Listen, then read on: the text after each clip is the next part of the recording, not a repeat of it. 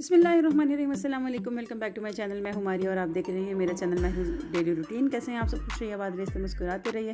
अल्लाह ताला आपको हम सबको अपने ज़ुबान में रखे। तो जनाब बहुत ज़्यादा जो है ना वो चिकन पॉक्स की वबा फैली हुई है और मेरी बेटी को जो है वो चिकन पॉक्स निकले हुए थे, जिसकी वजह से मैं बहुत दिन से चैनल से बिल्कुल गायब थी। और ये दिन चल रहे थे जी, यही 12-13 अगस्त वाले। और ये 13 अगस्त की वीडियो है। बच्चों के स्कूल में जो है वो इंडिपेंडेंस डे का फंक्शन था और बच्चों ने मुझसे कहा कि मम्मा, मैम को आपके हाथ की बिरयानी बहुत पसंद है, तो हमें बिरयानी बना कर दें। तो फिर बड़ी बेटी जो है मेरी, वो तो माशाल्लाह बहुत सारे लेके गई थी।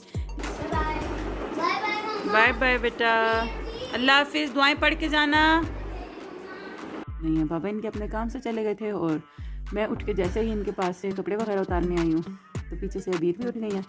और 5वां दिन है जी। आज कोई नया पिंपल मुझे नज़र तो नहीं आया, लेकिन पुराने पिंपल्स और जो दाने थे सारे, हालात आप देखें फेस के। मेरे बच्चे का फेस ऐसा हो गया है, बिल्कुल अजीब सूरत हाल है। और बहुत ज़्यादा जो है इनको नहीं निकले हैं, बस फेस पर बहुत ज़्यादा है। बाकी कमर, पेट वगैरह कदरे बेहतर है, यानी इतना बुरा हाल नहीं हुआ। और सर में जो है ना, सर में बहुत ज़्यादा इनके निकले हैं। बाल भी हम ब्रश नहीं कर सकते। इंडिपेंडेंस डे के फंक्शन के दिन यसा स्कूल गए, वापस आए। फ़ीवर बहुत शदीद हो रहा था और 2 दिन जो है वो यसा को शदीद फ़ीवर रहा है। हल्का गले में दर्द था, खाना पीना बिल्कुल बंद किया हुआ था, खा पी नहीं रहे थे।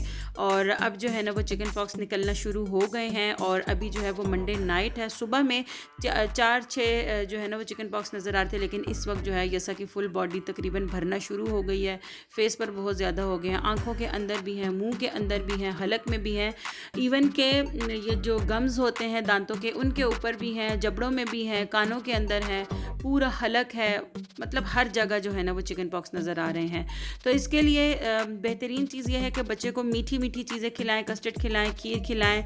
और अवॉइड, दही को अवॉइड करें, लस्सी वगैरह को अवॉइड करें। यखनी लाजमी दें बच्चे को, हल्का नमक के साथ। काली मिर्चें बिल्कुल भी ऐड नहीं करनी है। इसी तरीके से जो बनाना है ना, बनाना लाजमी दें, क्योंकि हमें डॉक्टर्स ने, पहले मेरे भांजे को निकले, फिर भतीजे को निकले, तो डॉक्टर्स ने यही सजेस्ट किया कि बनाना लाजमी दें, यखनी लाजमी दें। बाकी किसी किस्म का एंटीबायोटिक नहीं देना, इंजेक्शन नहीं लगवाना। और जो ये मिथ्स हैं कि जी मुनक्का खिलाएं और गर्म चीज़ें खिलाएं, ये खूब निकलना चाहिए, ऐसा हरगिज़ नहीं है। बिल्कुल बच्चों के ऊपर जुल्म मत करें, उनको अपनी नेचर पर छोड़ दें। बाज़ बच्चों के अंदर क़ुव्वत मुदाफ़अत ज़्यादा होती है, उनको बहुत कम निकलते हैं। बाज़ बच्चों के अंदर क़ुव्वत मुदाफ़अत कम होती है, उनको बहुत ज़्यादा निकलते हैं। जैसे कि मेरे भांजे को तो हद से ज़्यादा निकले थे, हद से ही ज़्यादा निकले थे, और वो ठीक होने में भी तकरीबन 3-4 हफ़्ते उनको लग गए थे। अबीर तो माशाल्लाह से 1 वीक के अंदर अल्हम्दुलिल्लाह ठीक हो गई हैं। और अभी जो है ना अबीर के तकरीबन 10वां दिन है, तो अबीर के दाने भी तकरीबन साफ़ हो गए हैं। इसी तरह मैं आपको बताने वाली हूँ कि मैंने अपने बच्चों को क्या क्योर किया है ड्यूरिंग चिकन पॉक्स के। और तो ये है जी नीम के पत्ते, और ये मैंने मंगवाए थे सिंपल पंसार से। नीम के पत्ते कह के दिन में 2 से 3 दफ़ा मैं अपने बच्चों को इनसे नहलाती थी, इस तरीके से कि एक छोटी पतीली में पानी लेती थी, नीम के तकरीबन इतने सारे पत्ते मैं उसमें डाल देती थी, और फिर वो गर्म पानी ले जाके बाल्टी में डाल के उसके अंदर ठंडा पानी खोलती थी, और फिर वो बाल्टी पूरी भर के बच्चों को नहला देती थी। जब इसके साथ बच्चे नहा लेते थे, तो फिर ऊपर से मैं ये डेटॉल जो है ना, थोड़ा सा डेटॉल 2-3 डब्बे पानी के अंदर डाल के इसको अच्छी तरह मिक्स करके ये बच्चों की बॉडी पर बहा देती थी।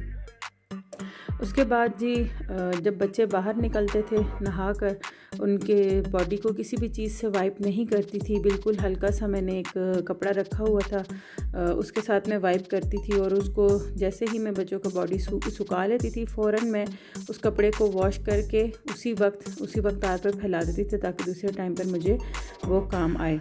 और ये है जी डर्म सेफ का सूदिंग एंड स्मूदिंग लोशन।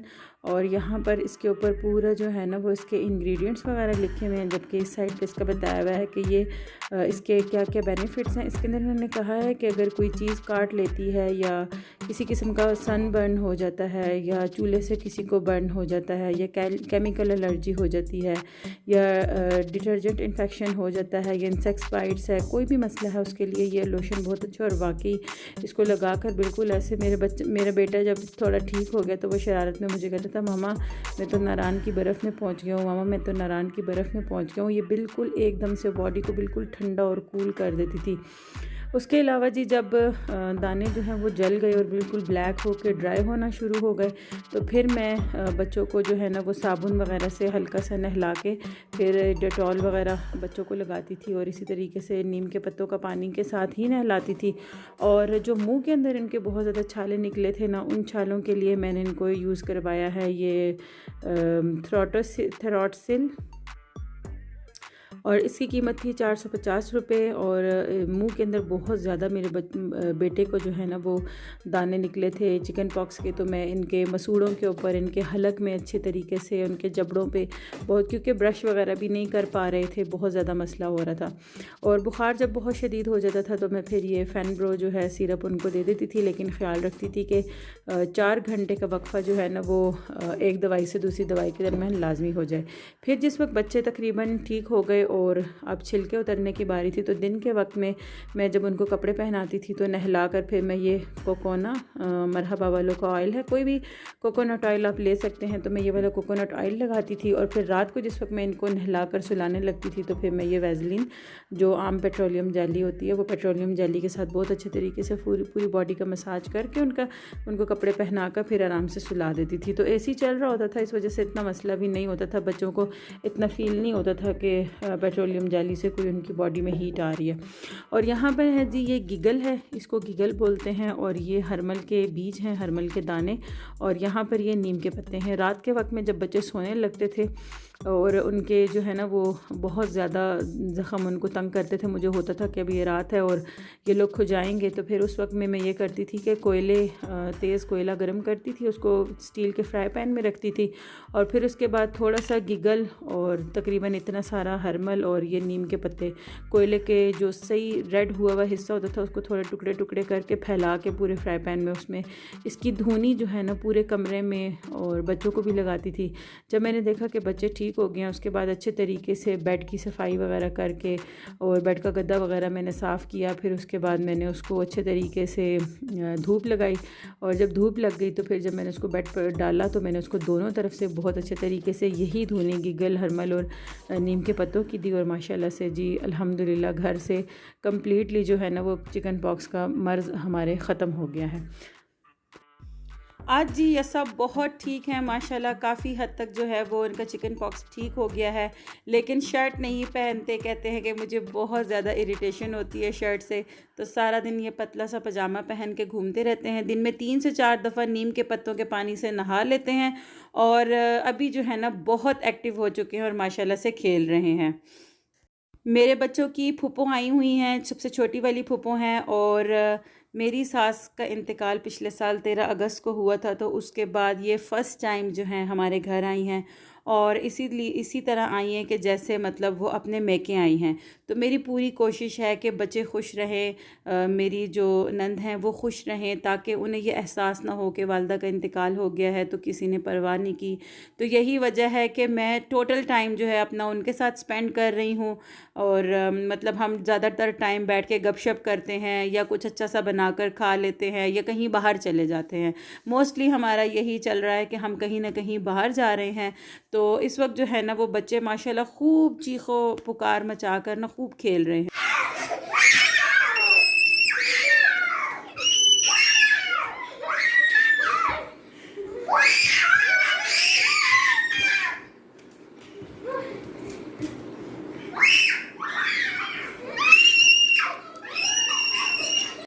माशाल्लाह से हंज़ला जब खेलते हैं तो खूब चीखें लगाते हैं, और उन्होंने अबीर को भी सिखाया है कि चीखें कैसे लगानी है।